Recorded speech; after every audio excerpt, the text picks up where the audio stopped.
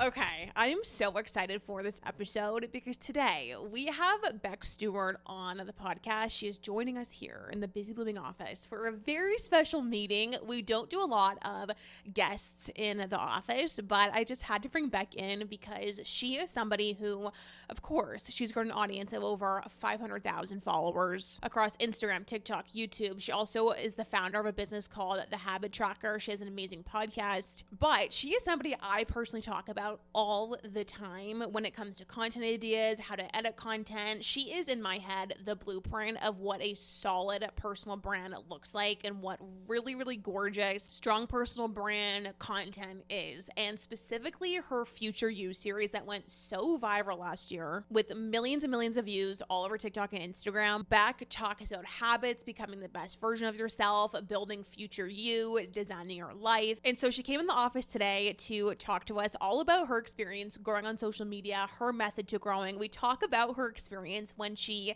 just quit her full-time job to do social media. She lost her Instagram account at 30,000 followers. We talked about why it's not too late to grow on social media. We had a lot of good conversations today, so I'm so excited to bring her into the office today. So everyone buckle in, get your pens and notebooks out. She has a lot of good tips for us today about social media, and let's get into it. Let's welcome Bec to the office. Okay, so recently we have been talking about how YouTube is the future of social media and how it is really, really important right now to be on YouTube. It can be so overwhelming to figure out how to actually grow on YouTube. I find myself like doom scrolling all the time, watching different strategies, different tips, and sometimes you just miss like actually learning human to human how to do something like grow on YouTube, especially from other successful YouTubers, which is why I am so excited to share that today's episode is sponsored by Skillshare because they have a class by MKBHD who has grown millions and millions of subscribers on YouTube. After taking this class, I feel like I have a new appreciation of how to script and edit videos. It's such a personal feeling, like sitting down and taking the class, taking notes directly from MKBHD. He shares how to hook your audience, how to shoot the videos, edit the videos, post it, how to grow your YouTube channel. He talks about researching his topics, which is something that I loved his take on, and was so nice to stop scrolling and just sit down and take a human-made class. Skillshare is just the best place to learn a new creative skill or pick up a new hobby. If you're looking to reconnect with your creativity and maybe avoid brain rot, Skillshare is where humans come to learn from other humans. And the first 500 people to use my link in the description will receive a 1-month free trial of Skillshare. So if you want to grow on YouTube this year, go take this class by MKBHD. It's absolutely amazing. And they have so many other classes on content and social media. Thank you so much to Skillshare for sponsoring today's episode, and let's get into it. You have such a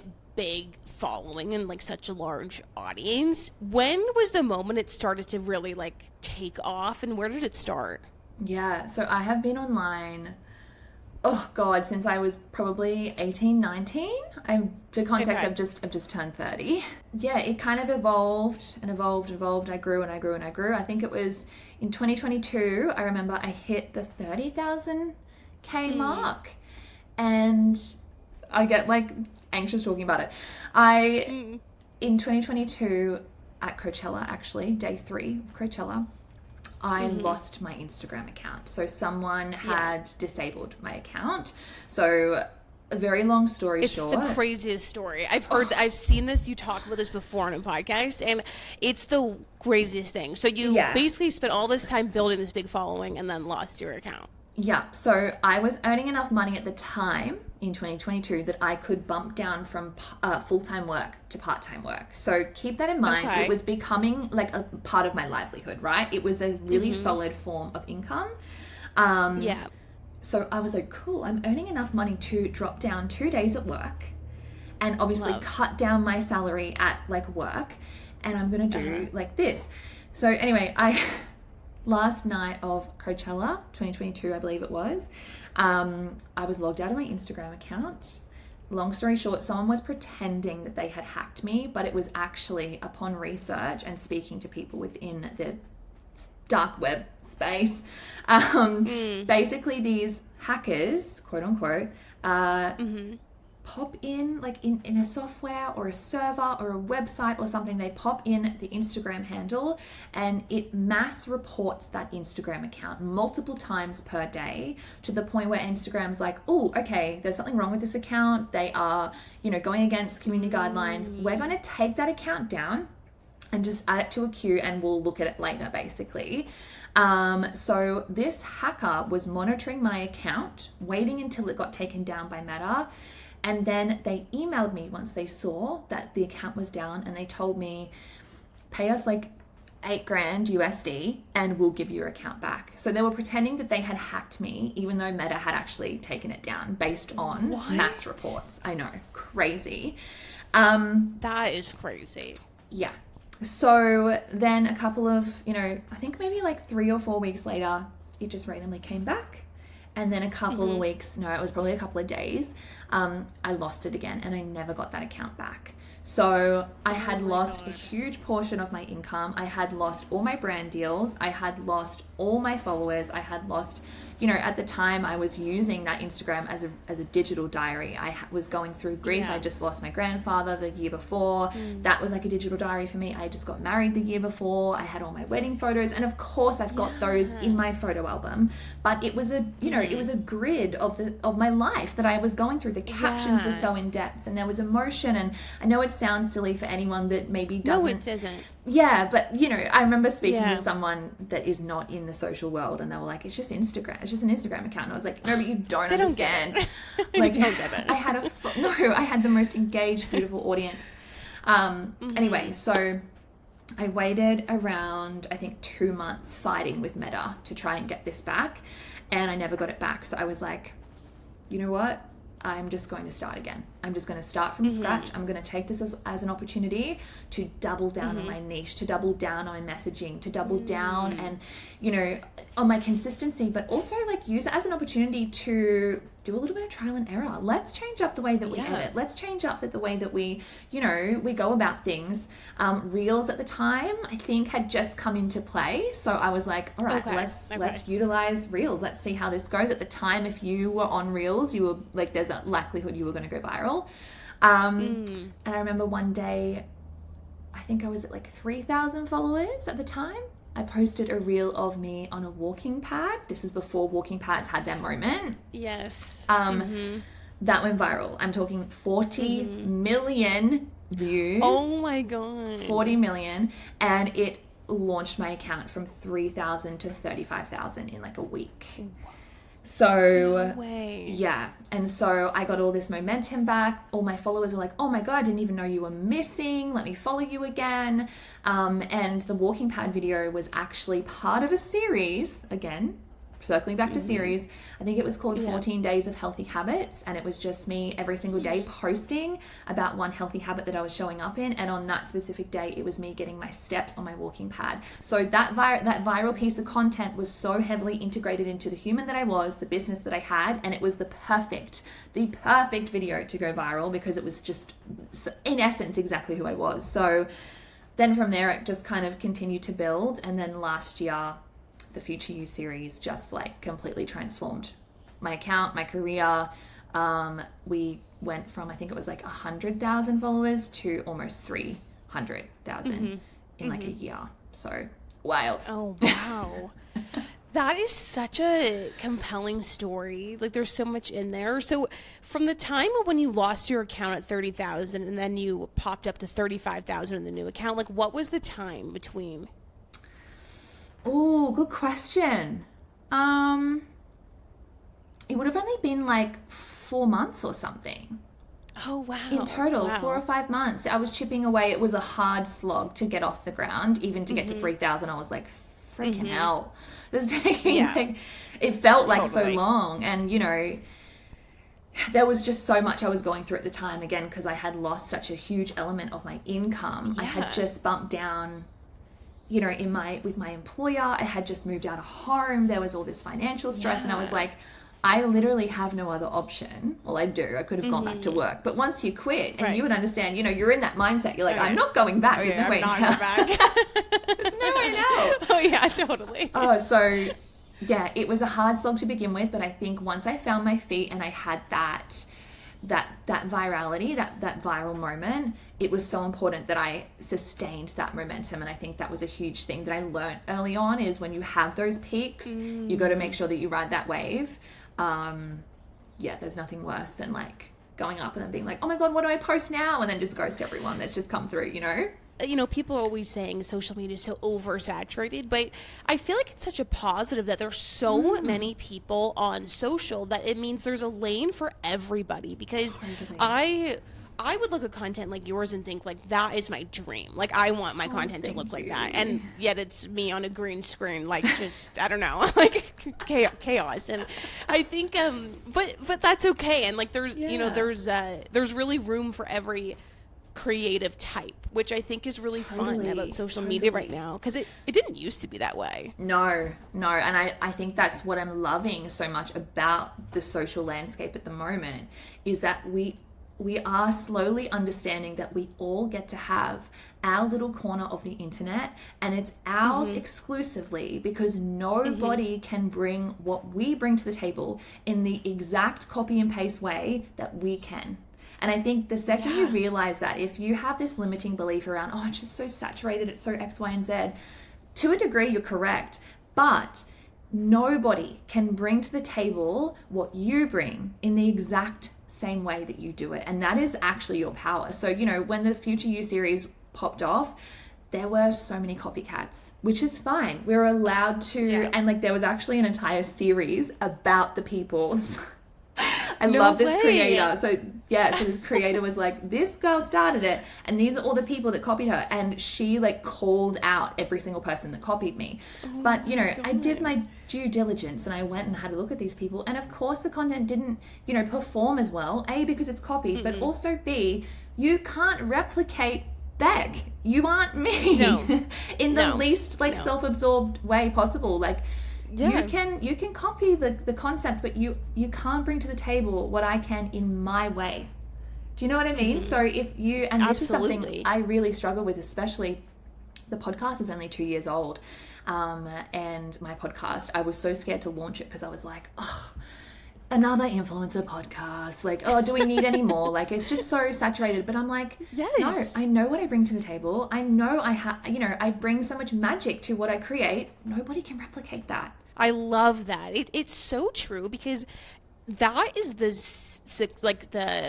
secret to success in social in this day and age we're in, is leaning into what makes you you. And I feel like sometimes it's like a deeper thing, because you have to know what those pieces are, and then of course there's a strategy piece of like, okay, well, what do I want to share about me, and how do I want to come across? But that is really your magic as a creator, because I mean, even with social media, do you know how many people create content about content and social media and how to grow? Like, it's huge. It's a huge side of social, and everyone does it differently. And so I love that perspective. It's really good. Yeah, I think it's a really powerful mindset to harness as early on as you can in your journey, because it just sets the groundwork, it sets the foundation, it sets the standard almost for the way that you show up and the content that you create. Absolutely. It helps with comparison too, because I find that you compare less when you're doing your own thing, because you're just like, well, no one's doing it like this, so it doesn't really matter that they get more views or whatever, Exactly. In this journey of like growing such big audiences across all that you do, has there been any mistakes that you made that you're like, oh, I wish I could just go back and tell myself this? Yeah, I think early on in my journey, I think it was when I restarted my account, there was a period of time where it felt like nothing was working, and I was really struggling to get that traction. As I said, that 1,000 to 0 to 3,000 mark, I was like, I feel like nothing is just picking up.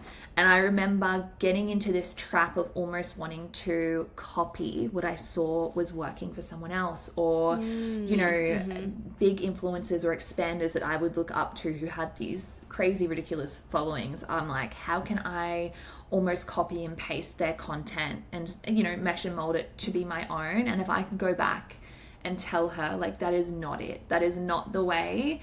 And I think the other thing to really remember about that is, if you're constantly showing up in a way that is not organic to you, you are going to attract an audience that is not right for you. The audience is attracted to a facade that you've put on. And let me tell you, the novelty will wear off. It's not if it wears off, it is going to wear off, because pretending to be someone that you're not online is the most exhausting, depressing place to be, like in the social landscape. I cannot recommend not doing that enough. And so you will find, and this is something that I did not on purpose, but when I had my first account, the one that I lost, I went through so many niches because I was so young. I was into fashion, and then I was into fitness, and then I circled back to the habit stuff because that was who I am. Then I wanted to flick to something else because I saw someone else do it. But I'm like, I kept constantly coming back to my Northern Star, which was the thing I love and I want to talk about, to I'm blue in the face. And I would notice that when I started to be me, I would lose followers for the people that were attracted to me for a different reason. So again, really circling back to getting so clear on who you are. What is it that you want to talk about, or that you could talk about for the rest of your days? That is what you were meant to be doing. That is what you should be posting about or speaking about. I find that too, it's important to evolve with your evolution as a person as well. I found that, like, and like being honest about that, I feel like I experienced that feeling where you're just not being 100% real online, which there's a line, but I found over the years when I started talking about content creation and social media, I felt like years into it, I'm like, I am coming across like I know everything. And like, I just crashed out yesterday about like, I don't know what I'm doing on social media. Like, I just am like spiraling about my YouTube or whatever. And I think just checking in all the time with yourself too, of like maybe the lens of how you talk about it, maybe you want to be more on the journey with people too, and different things, but we evolve so much as people, so it's important to like stay honest too, to that. I totally agree. And I think also letting your audience in on not necessarily, and I think I think privacy very much is power, and I think as I get older, I'm like, there's a lot of things that I maybe spoke about on my podcast or whatever. I'm like, I maybe won't talk about that again. But I think like bringing my audience along, and I've been through this even last year. I was like, I'm going through an identity crisis. Either I'm upgrading my identity, or I'm going through a full identity crisis. And it's actually one of my best performing pieces of content over on TikTok, where I was like, I don't know what's going on, but I think I'm having an identity upgrade. I have just sat down for 3 hours. I think it was like 2.5 hours, and I unfollowed basically everyone that I haven't spoken to in 12 months. If I don't like you, or I haven't seen you in 12 months, or I don't, mess with your content, I'm unfollowing you. Did that. I think I'm following like 600 people, which is like, it was like this cleanse. And then I went in my wardrobe and I was like, I'm getting rid of all my clothes. I like, all my clothes are giving me the ick. I didn't want to have the same conversations I had with people. And I was telling people like, hey, you may see a difference in my content because I'm going through something. And people were like, yes, like we love this. Like we love the evolution, and like the pillars are going to stay the same, but the way that I show up may change because I'm changing. I'm becoming a new person, and just brace yourselves. And they love that. So I think bringing people along in that journey is like, hey, like I still love what I love, but I'm going to switch it up. But get excited. I love that, because you know what, that does take some courage to do, because I think there's pressure. I think we talk about different things on social, but sometimes you have this pressure to always be this expert lens, because it is a nature. I mean, for your business and mine, it's like you do want people to think we know what whatever. But there's a difference between knowing and being passionate what you're talking about, and then also having the human experience that your audience is having. And I think sometimes it can feel weak to share in a way of like, but I don't want to come across like I don't know. And I love that you shared that, because it is so important and people love that. I think I totally agree. And I very much resonate with that. Like I'm healthy habits girly. I've got my life together, forward facing, but I'm also a human and I go through lulls in my life where I fall off the bandwagon and I don't go to gym for 2 weeks and I don't eat healthy because something externally has, you know, messed up my routine. And I have also felt that pressure where I'm like, I can't talk about it because like I need to have my life together. I sell, you know, products that get, you know, people's lives together. That doesn't, you know, we are not, what's the word I'm trying to find here? Exempt. We're not exempt to life happening to us. And you know what? Sometimes, in fact, 90% of the time, when I say, I've fallen off the bandwagon, guys, and that's okay. I'm not sliving here today. Like I'm not thriving. They're like, thank you. Like I love you more because I can relate so much more to you. Show me how, and like lead by example, you know, like show me how you get back on the bandwagon. Show me how you reignite that motivation in your healthy habits. And it's like, again, you're building this journey for someone to not only watch and, you know, consume, but pull from and take motivation from and implement themselves. So I think I would always recommend being vulnerable online if and when you can. There's so much power in it. I think there's the limiting belief that we have that if you're sharing something you're going through, it discredits your authority or something in the space. I don't know why we think that. I don't know. But it's not true. And it actually, I would say, strengthens your authority because you were like meeting your audience where you're at, where they're at. And it's such it shows that you know, like you get it. And so it's a freeing feeling as a creator it's very freeing. And when I do show up in that way and I'm like, I let people in on what's going on and what's happening and I'm like, oh, I feel good again. Like I feel like me again and like we're on the same level again. You know what I mean? So would recommend. When you think about you, because you have your influencer piece to you and then you have your founder piece as well of the habit tracker, so could you maybe talk a little bit about that? Like when did you start that on your social media journey? And like that brand has exploded as well. You're just, everything you do is just like turns to gold on social. Thank you. I think the influencer stuff started first. I think it was around like 2019-ish. And then, as I said, the habit tracker was a complete accident. It was just something that I was using at the time. It was just a habit tracker that I found on Pinterest. And I remember I spoke about it on my social media, on my stories. And I was like, I've fallen off the bandwagon. I'm sick of feeling like shit. Like, I just want to get back on track. And I'm just so sick of never being able to follow through with my goals. Like, there has to be a reason why all my friends and all my peers, my university peers, like my colleagues, they have these big goals and they achieve them. And I feel so left behind. And so I remember like speaking about, once again, bringing people along on like how I'm feeling and what's going on. And I remember setting my goals for a new year, and it was such a pivotal point in my life that I still remember exactly where I was, exactly what I was wearing. I was sitting on my bed in my parents' house, like my old bedroom. I still remember the bedspread that was on. It was such a pivotal time in my life. I remember opening up my laptop and looking at all my goals and thinking, babe, these goals were the exact same as last year and the exact same before. You're just not, what's doing? Like, you're not getting anywhere with what you want to do. So I remember typing into Google how to actually achieve your goals. And I found this peer-reviewed psychology journal, like an academic journal, that spoke around the habit science and, you know, how habits are formed and born and how they stick. And then I was introduced to the concept of habit tracking. And I remember opening up Pinterest, finding a random rogue template on Pinterest, printing it off, put in 4 little habits that I wanted to chip away at and stick to over the next week. And I just spoke about it on my stories.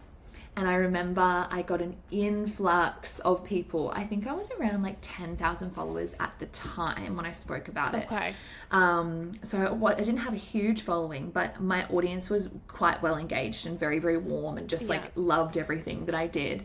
And I got a lot of messages saying, can you please send this to me? And I was like, I don't have a website. I have no way of sending it to you. So I remember getting everyone's email and manually sending this template to people from my private email address. Just as an attachment. Hey, here's the habit tracker I'm using. Here's the habit tracker I'm using. From there, like everyone started using it. It was like this, and it was the best feeling knowing that something I had discovered, something that I created, because I ended up building one on Microsoft Word and then sending it to everyone. It had my name down the bottom and a little motivational quote. And I was sending it to everyone. And then I realized, oh, this is like a full thing. Like people are loving this. I'm going to create the template into a book. And there was just 12 pages, 12 templates for an entire year, and a motivational quote at the front of every single template. I sent that out to people. I think I charged $10 for the book. I hired a local printer. He charged me an arm and a leg. I was losing so morbid amounts of money, like hundreds of dollars. I was covering everyone's shipping, but I was like, I don't care, because this is changing the way people show up every single day. This is bettering people's lives because they're focusing on healthy habits, and that lit me up. And then I did hit like a bit of a roadblock where I was like, I can't sustain this because I'm running out of money because I'm covering all the costs. So then I found a manufacturer who created it into like a beautiful book that I designed with a designer. And it kind of just blossomed from there. It just rolled from there. We now have, a beautiful product suite of not only habit trackers, but organization and productivity tools. We have digital products. It was a complete accident. I think 4 years ago, we launched as an official business. So we registered the name in Australia, the habit tracker, and here we are. It's the most beautiful extension of who I am as a human, and I'm so proud of it. It's not only just the products and the brand, but our story as well. It was just so organic and really special. It's so you, like it's so aligned, like too. And I love how you were sharing as well that it's just it's not like you even have to really add sales into your content strategy, because you're actually you just use it every day. And, I like that's the best. Your the habit tracker brand on social media also, it's one of those accounts that you just want to follow even if you're not gonna purchase the habit tracker, which I think is such a smart thing to do, because you have these the most gorgeous carousels you've ever seen of all of these like tips and habits and advice. And do you do all of that as well? Like you do the habit tracker social? No, so I hired my first staff member in September last year. She's my marketing genius. So she actually does the ideation, and then we outsource to a freelance graphic designer that does all of our carousels. Trust me, I was handling it for like 4 years on my own, and I was crashing out at least once a day. I was like, I don't have any time to do any of this. I need to outsource. So we have two beautiful people that are also behind what you see forward facing on the habit tracker. I'm very proud of it. I think that's very much what we lean into, as being a place that people can come to. And again, circling back to, it's such an extension of who I am as a human and the content that I create. There is something tangible to take away from almost every piece of our content. That's important to us, to not just be shoving information and sales and, hooks and whatever to you. This is something you can take away and implement into your life. And that's a huge pillar and a value of all of my brands. Yeah. When you said that at the beginning, that there's a takeaway with every video, I didn't even put that together. Like, it's so true that each of your videos is like its own value, like piece. That there's so much you can take, and I really, really like that. That's such a good way to think of content. That's so smart. Yeah, and I think the audience loves it as well. Like, there's I really value being. Not just saying to you, be more consistent, be more disciplined, and you'll have the life that you want. Like, no, let's like deconstruct that and pull that apart. What does that mean to somebody?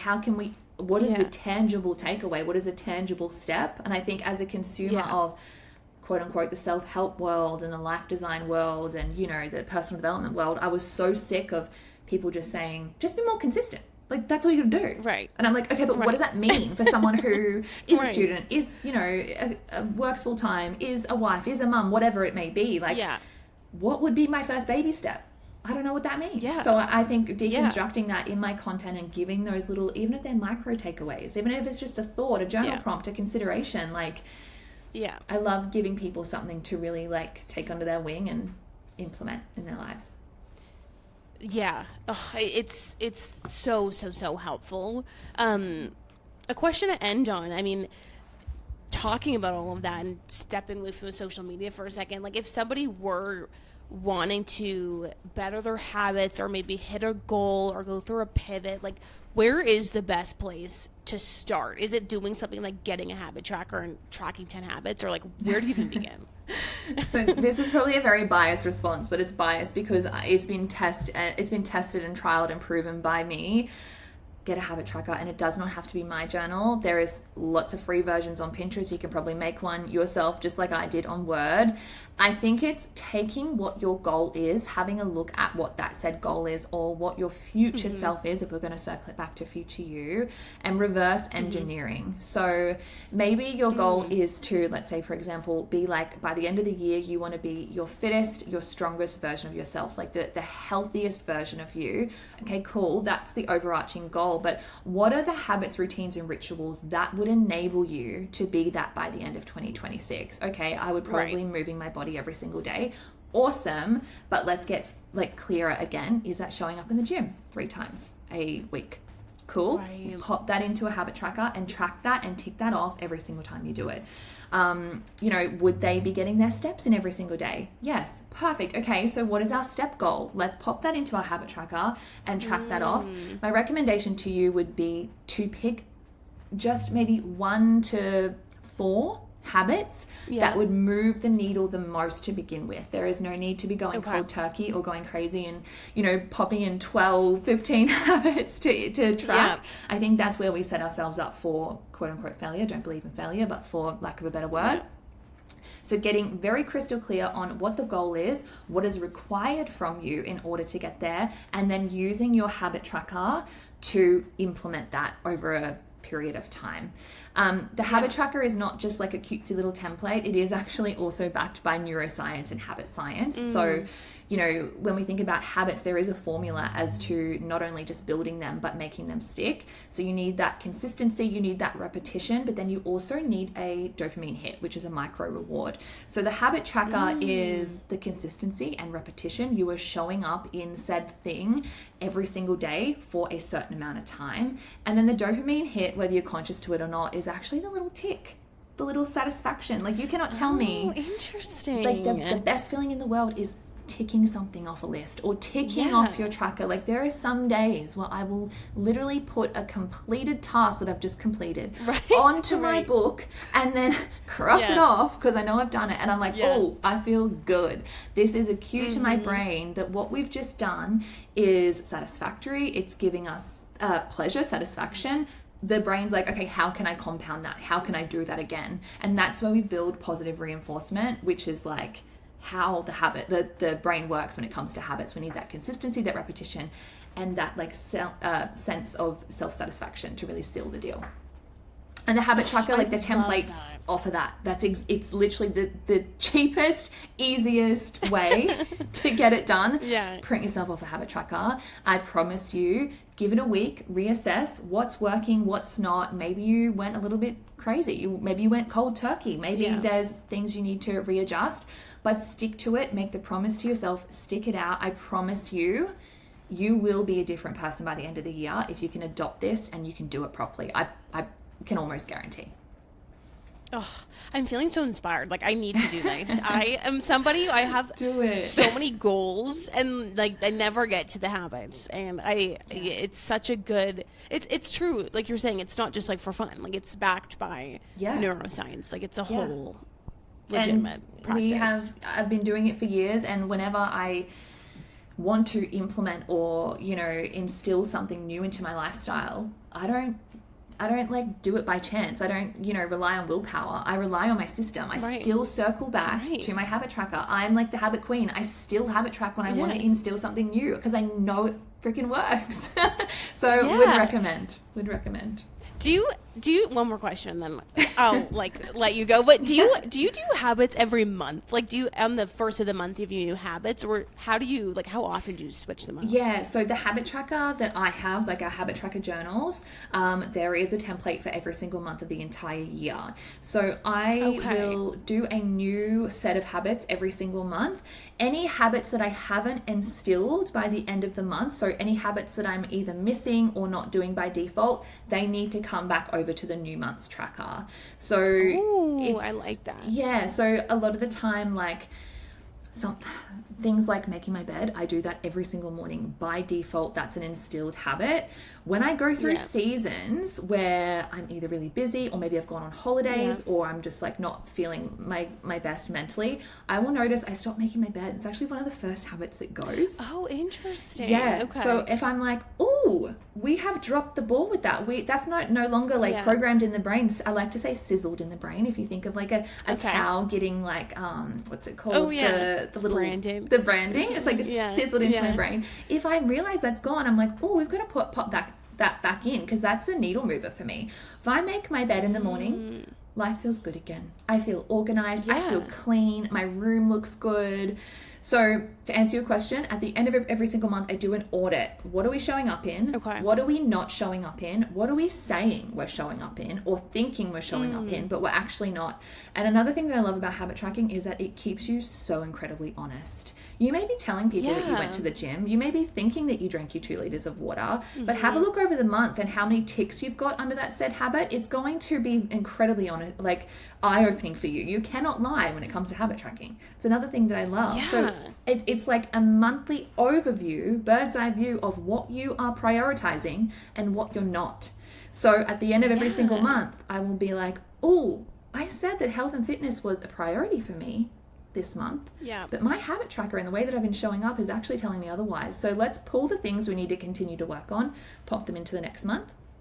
And if there's anything else that I'm, wanting to implement over the next couple of months, a new habit that I'm trying to instill, say, for example, I'm going through my reading era, I'm a book girly at the moment, I want to make sure that I'm prioritizing time where I'm switching off and reading my book. So I will literally put into my habit tracker for the next couple of months, read 10 pages a day.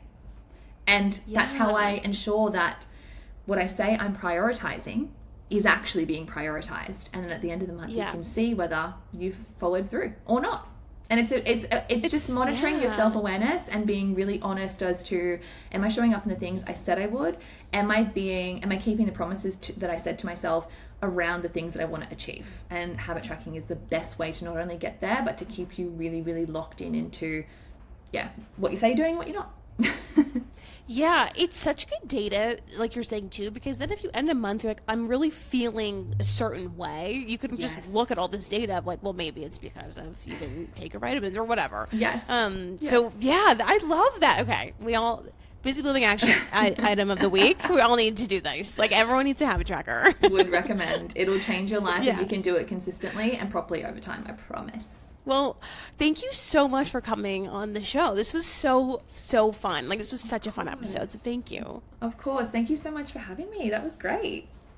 Yeah. Well, we will link all your socials below. Is there anything specific you want people to go to? Is it your podcast? Is it the habit tracker? Like, anything specific? Nothing specifically, but feel free to connect with me personally over on my Instagram account, Bec Stewart __. Let me know if you listen to the episode. I would love to chat with you in my DMs, and I would love to give your listeners a little habit tracker discount as well, because we do ship worldwide. Yeah, so if you want a little habit tracker journal, enjoy a little discount. Yay! Okay, well, thank you. Of course. Okay, well, thanks for coming on. Okay, so that is it for today's episode. Thank you so much for listening. I had so much fun talking to Bec, and I hope you did too. She also gave us a discount code, Busy Blooming, on the habit tracker, which is so amazing. So I will link all the information for that down below. Thank you so much for clocking in to another episode of The Office. There's really no content idea or headline or anything today. This is not a normal episode because we had a guest today, but we'll be back to normal episodes in August. So I hope you're doing well. Happy Friday, and thanks for clocking in with me.